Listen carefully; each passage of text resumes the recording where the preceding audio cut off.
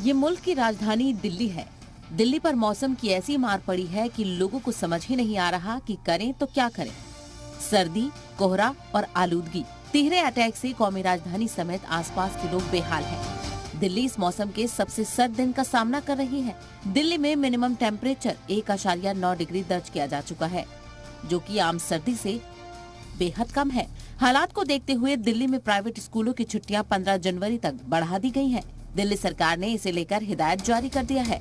लेकिन सर्दी का सितम सिर्फ दिल्ली एनसीआर तक ही महदूद नहीं है। मौसम की मार कई रियासतों तक दिखाई दे रही है।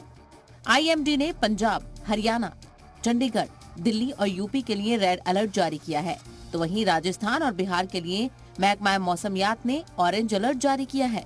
यानी इन इलाकों में टेम्परेचर सामान्य से कम बना रहेगा, साथ ही घना कोहरा भी छाया रहेगा। Next 48 hours for the dense fog and also, as I told, cold wave and cold day. All these red color warning we have issued for Punjab, Haryana, Chandigarh, Delhi, Uttar Pradesh, and orange alert for Rajasthan and Bihar.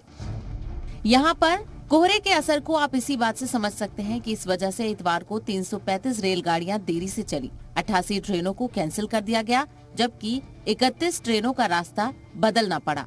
तो वहीं Delhi airport से 20 तैयारों की उड़ान मुतासिर हुई।